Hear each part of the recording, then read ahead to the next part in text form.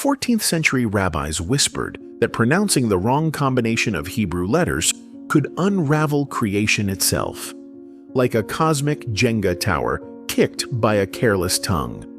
They weren't joking, and somehow that threat of universal collapse became the hottest underground study group in medieval Europe.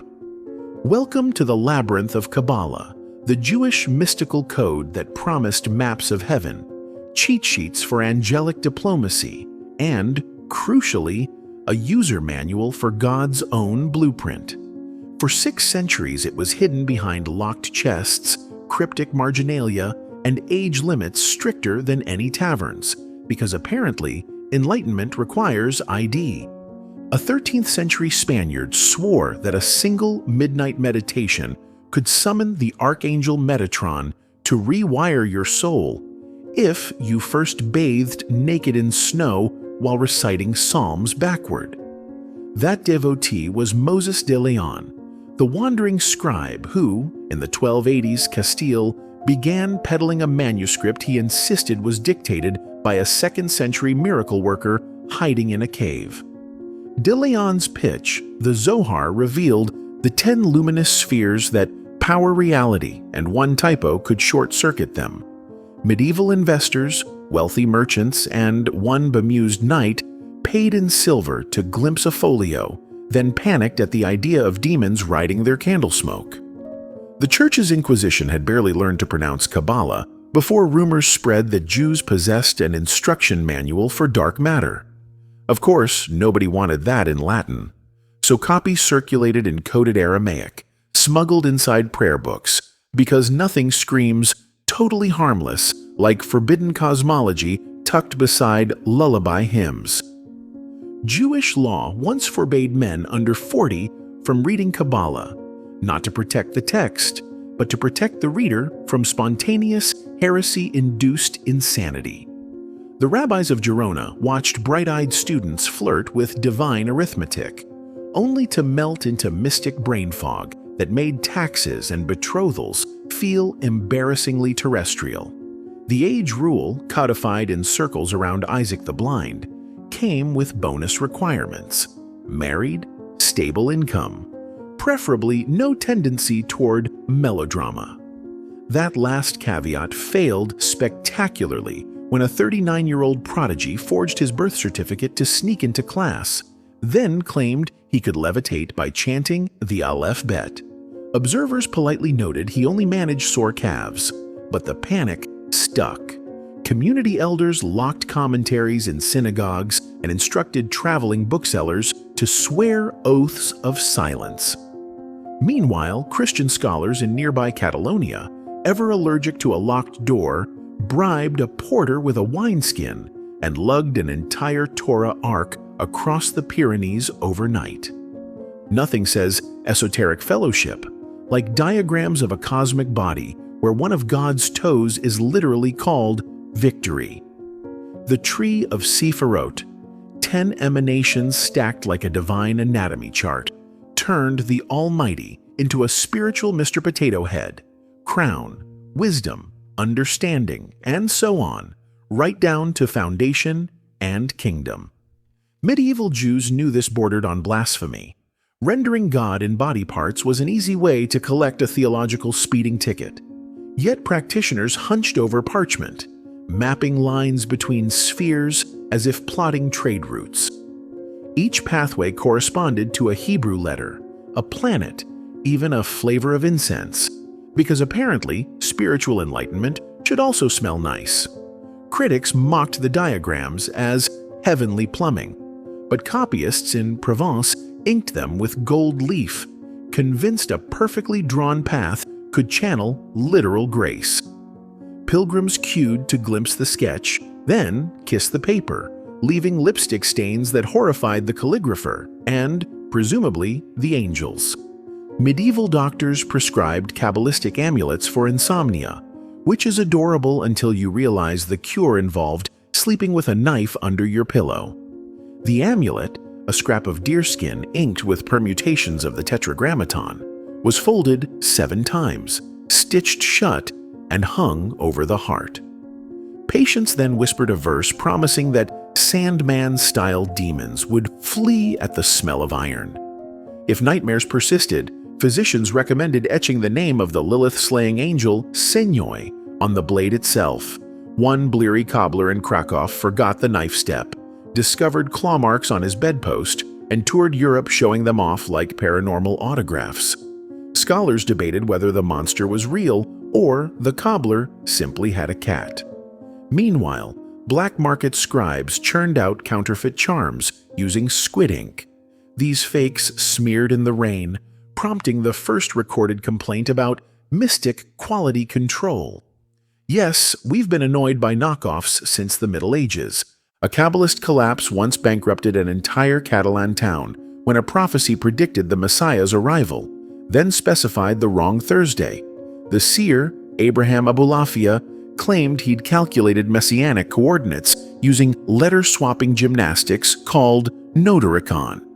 Merchants liquidated inventories to fund pilgrim lodgings.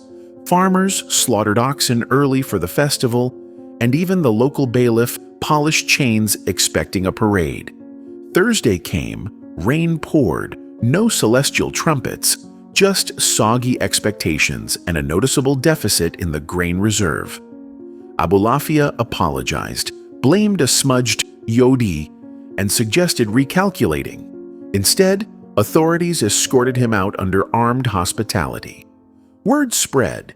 Meddling in the ineffable could tank regional economies faster than plague. Rabbis tightened the secrecy leash, arguing that premature apocalypse announcements made Jews look either delusional or treasonous, depending on who was listening.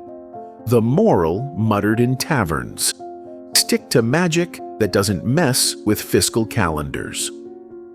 The Vatican once archived Kabbalistic texts under potentially useful for converts, a bureaucratic label hiding a theological arms race. Renaissance popes bankrolled Hebrew literate monks to mine Kabbalah for proof that the Trinity was secretly encoded in Jewish scripture. Giovanni Pico della Mirandola bragged he could convert every rabbi in Europe with one cleverly glossed Zohar line. Jewish communities responded with the spiritual equivalent of changing the Wi-Fi password. They developed Lurianic Kabbalah in Saft, complete with new cosmic catastrophes called shatterings of the vessels, where divine light spilled like celestial glitter. Christian scholars, still parsing older diagrams, missed the software update by decades. By the time they noticed, Isaac Luria's disciples had turned Kabbalah into a full-blown self-repair program for the universe, and apparently you needed scented candles, a shofar, and impeccable Hebrew pronunciation. Scholars in Rome, unaccustomed to Hebrew vowels, produced consonant-heavy invocations that sounded like coughing fits. The Ottoman Sultan once interrogated a Jewish mystic because rumors said the man could weaponize God's secret name. Talk about national security. The suspect, Chaim Vital, protege of Isaac Luria, allegedly knew how to rearrange letters of the ineffable tetragrammaton to call down plague on command. Turkish intelligence, skeptical but not stupid, summoned him to Constantinople. Vital, nervous yet opportunistic, insisted he would only demonstrate on a pomegranate. The fruit survived unscathed. Still, the court astrologer turned pale and advised immediate banishment. Vital was released with a stern warning and a fruit basket. The episode became cautionary legend. Push Kabbalah too far and you'll meet a monarch who doesn't share your curiosity. Jews across the Levant quietly re-emphasized the doctrine that mystical secrets stay within study halls, not within earshot of imperial spies. Of course, forbidden knowledge only grows tastier the more powerful people fear it. London's 1665 plague diaries record a Kabbalistic golem patrolling the ghetto, sculpted from mud and municipal desperation. The creature, if eyewitnesses weren't fever hallucinating, wore a clay plaque inscribed with Emet, truth. Each dawn, the Jewish warden erased the first letter, reducing the word to asterisk, met asterisk, death, and the golem crumbled back into dust until nightfall. It's an apocryphal transplant of the Prague legend, but the rumor spread faster than rat fleas. Jews had clay shock troops immune to contagion. City officials, desperate for scapegoats, debated invoking martial law, then noticed the ghetto's mortality rate actually dipped, likely because residents practiced basic quarantine. The irony, mystical paranoia almost triggered real violence, even as practical public health quietly worked. The golem story remained because, let's be honest, clay superheroes beat hand-washing lectures in entertainment value. An 18th-century charlatan sold tickets to a Kabbalistic seance where guests watched him juggle glowing Hebrew letters projected by hidden lanterns. Johann Eisenmenger, a converted ex-Jew, banked on Europe's appetite for anything occult. He painted letters on panes of glass, backlit them, and claimed the floating characters were angels materializing. Crowds gasped when the glyphs reshuffled to spell Shalom. Unaware his assistant was cranking a wheel under the table. Real Kabbalists rolled their eyes, but the stunt reignited debate. Should the mysteries come with an instruction manual or remain wrapped in cryptic syntax to deter party magicians? Rabbis doubled down, emphasizing that true Kabbalah required years of Torah study and a moral spine, neither of which could be purchased at the box office. Eisenmenger's show folded once a bored scholar yelled the correct pronunciation, causing the illusion to wobble. A heckle for the ages. By the time Madonna donned a red string bracelet in 2004, 6 centuries of candlelit secrecy had been reduced to a celebrity accessory. The bracelet traces to a Kabbalistic custom of winding thread around Rachel's tomb, meant to ward off the evil eye. Now it shares shelf space with scented bath bombs.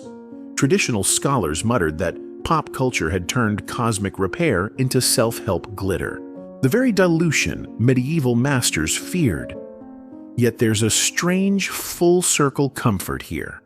The knowledge once hidden to avoid persecution is now Instagrammable, which means no inquisitor is threatening to burn anyone's library over it. Instead, the risk is triviafication, deep metaphysics flattened into motivational quotes. Of course, the irony tastes familiar. The greatest danger to dangerous knowledge may be making it so safe no one bothers to read past the slogan. Maybe that's the final wonder of Kabbalah, a lore guarded by aging scholars, coveted by popes, feared by sultans, and finally shrugged at by weekend yogis. The universe, it seems, survived both suppression and commercialization. The letters still hum in dusty tomes, inviting anyone brave or bored enough to pronounce them. Just remember, if the cosmos wobbles, you might have mispronounced a yod.